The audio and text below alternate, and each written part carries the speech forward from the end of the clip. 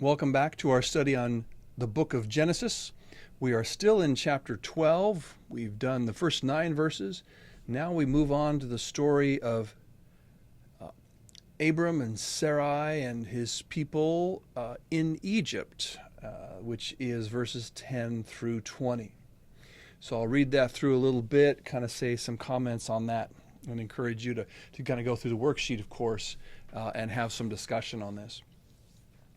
We ended last time with the question, why is Abraham going south? He comes from his land, he goes to Shechem, then he goes to Bethel, and then he just keeps moving south. It's a little nuts. If that's the land that's been promised to you, why are you walking straight through it and out the back door? Well, interestingly, in verse 10 it says there was a famine in the land. Now we know Abram was a shepherd, kept lots of sheep and goats and camels and all that kind of stuff. So maybe he continues to go south because he's looking for greener pastures.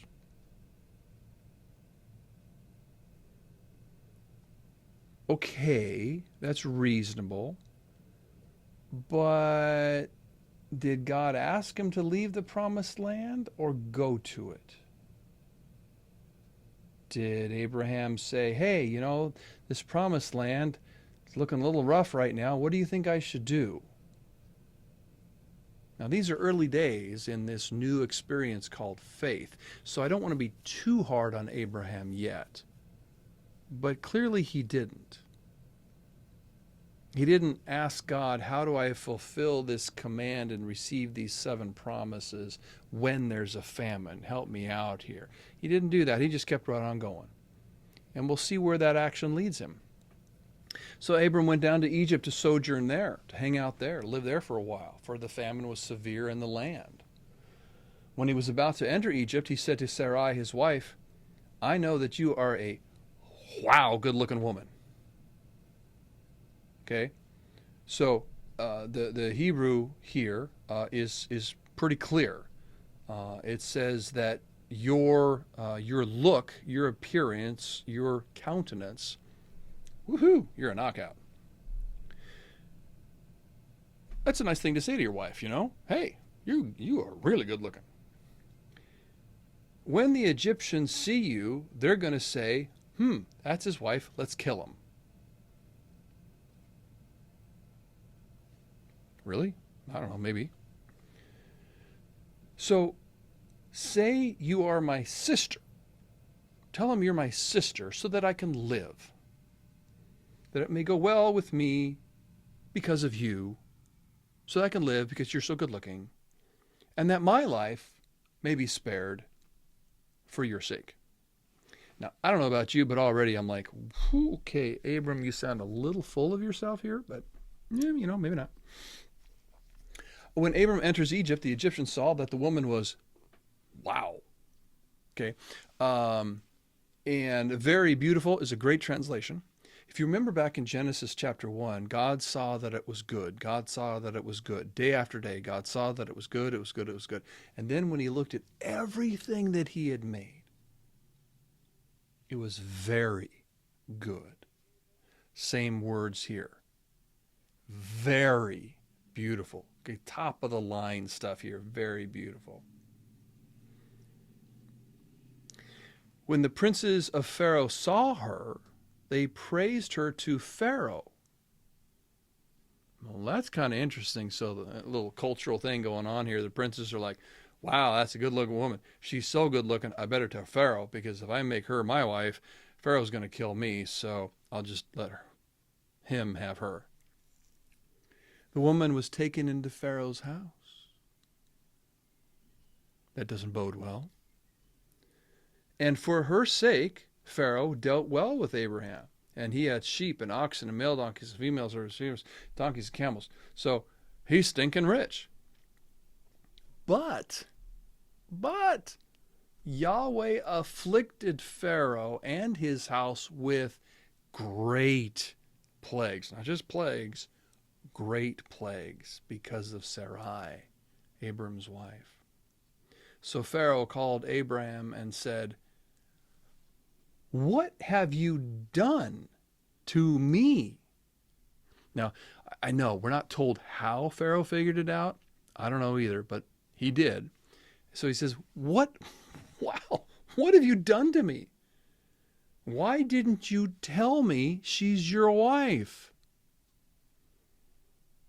Why did you say, she's my sister, so that I took her for my wife? Here's your wife. Take her. Get out of here. I don't want to ever see you again." Pharaoh gave men orders concerning him. They sent him away with his wife and all that he had. All right, couple notes. So there's a pattern in this story, and it's on your worksheet. Migration, deception, abduction, deliverance, confrontation, conclusion. Abraham's going to do this again. And the story is going to follow the exact same pattern. So there's a lot of literary skill going on here. Abraham does the same thing twice, so the story is going to go boop, boop, boop, boop, boop, boop, boop, and work it out so that, wow, yeah, this is a do-over, and it's going to pretty much end the same way. Some reflection questions. Are you led or driven? Are you following or running? So the story starts out, right, with Abraham being led by God to go. But then he drives himself out of the promised land. He follows God's command, but he runs from the famine. Faith is not fear, and it's impossible to please God without faith. So does faith drive us away from God, or does faith allow us to be led by God? Does faith run from things, or does faith follow in the midst of things? In your life, are you being led or driven? Are you following or are you running?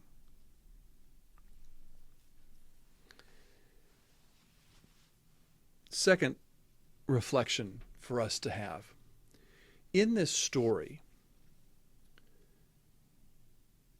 God's man, Abram, makes a poor choice. He makes a poor choice to leave the land. He makes a poor choice to fib about his wife. He makes a poor choice to make it all about himself.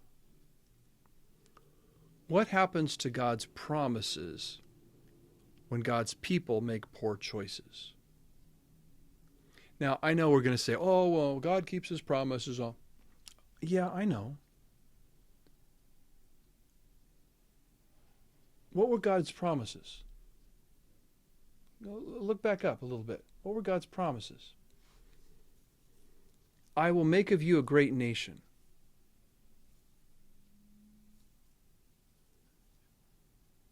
Do God's people's poor choices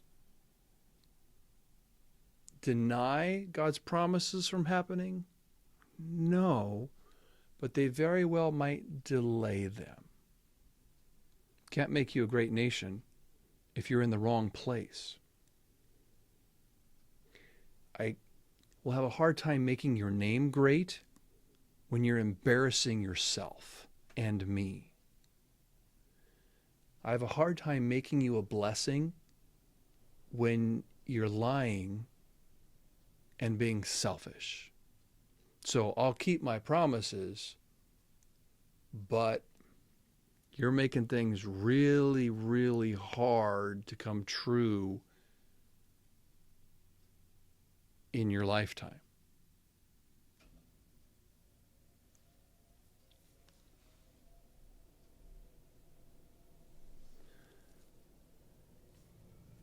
So can our disobedience, can our sin impact God's promises? Yeah, they really can. God will keep his word,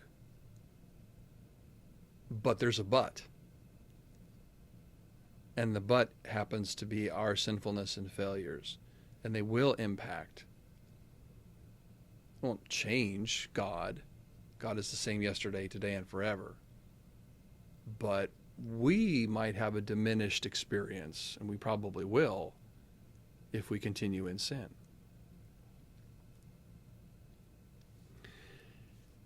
In this story of Abram and Sarai in Egypt, we might say that bad things happened to good people. Sarai is a good person. She got abducted and taken into a foreigner's house and was probably on the way to being bedded by Pharaoh. Abram, we might say, well, he's got to be a good person, right? Because God called him. Well, he gets chastised by a pagan. Think about that. If an unbeliever chastises a believer for the believer's bad behavior, wow, that's pretty bad. Why do bad things happen to good people? Well, maybe good people make bad choices and bad decisions. Maybe it isn't always, well, Satan, Satan, Satan. Maybe it's the thing we don't want to say. Maybe it's me, me, me. Sometimes Satan doesn't have to work very hard. We kind of make our own troubles. Why do bad things happen to unbelieving people? So here's Pharaoh going through life. Here's the Egyptian people going through their lives. I mean, think about it, you know? We don't exactly know what the great plagues were that afflicted Pharaoh and his house. But, you know, here's some Egyptian servant, you know, living his life, serving his Pharaoh.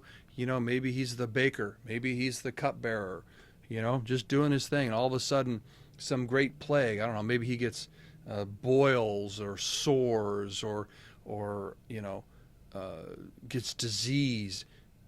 Like, what did I ever do? Was Pharaoh to blame?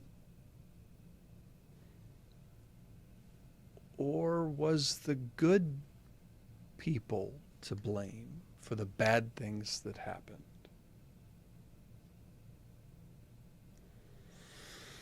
You know, it's kind of an uncomfortable thing to think about our sin being the cause for bad things happening to innocent people, even if they are bad people or unbelievers.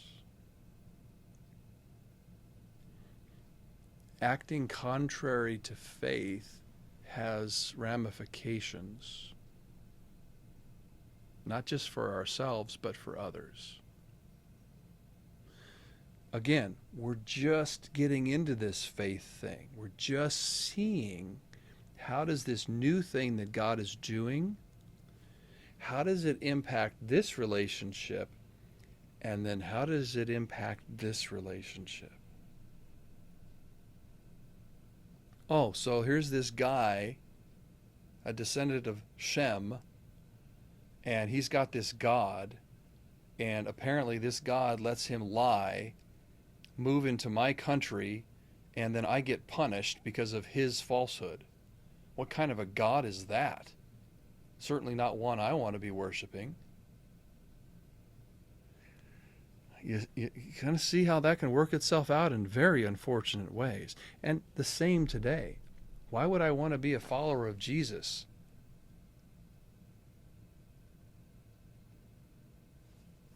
You know the old joke?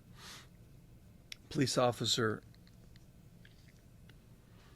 sitting on the corner, and his light turns green, which means the other road was red, and this lady pulls around and just swears a blue streak at the other driver, and then whips through the intersection. And the cop, he's like, wow. And then he looks at the back of the car. He's like, huh. So he flips on his siren, drives, pulls her over, and says, ma'am, do you know why I pulled you over? And she says something about, oh, well, I ran a red light. I'm so sorry. He goes, no, I pulled you over because I thought the car was stolen. And she goes, what do you mean you thought the car was stolen? Well, on the back, it's got the Christian fish and this other little Christian thing, but the person driving it is swearing a blue streak and disobeying the law and being a reckless driver. I thought the car was stolen. Ouch.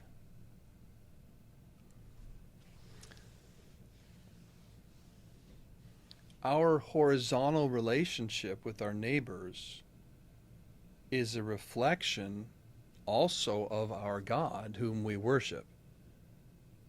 Why would I want to worship that God, the God that fish represents, when the other people who worship that God act like that?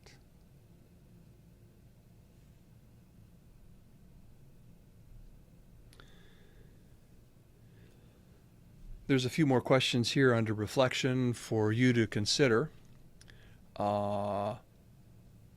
This might be more of a challenging lesson than you thought going into it, but I hope it spurs discussion and reflection. How are we acting as Christians, as people who have faith? Are we really experiencing this faith thing in the way that it should be experienced? How much of life are we trying to control and manipulate? How much of this life are we going through without laying it before our Father in heaven and saying, hey, what do you want to do with this? What do you want me to do with this? And that's what I have for you for this time, for Genesis chapter 12, verses 10 through 20. Until next time, the Lord bless you and keep you.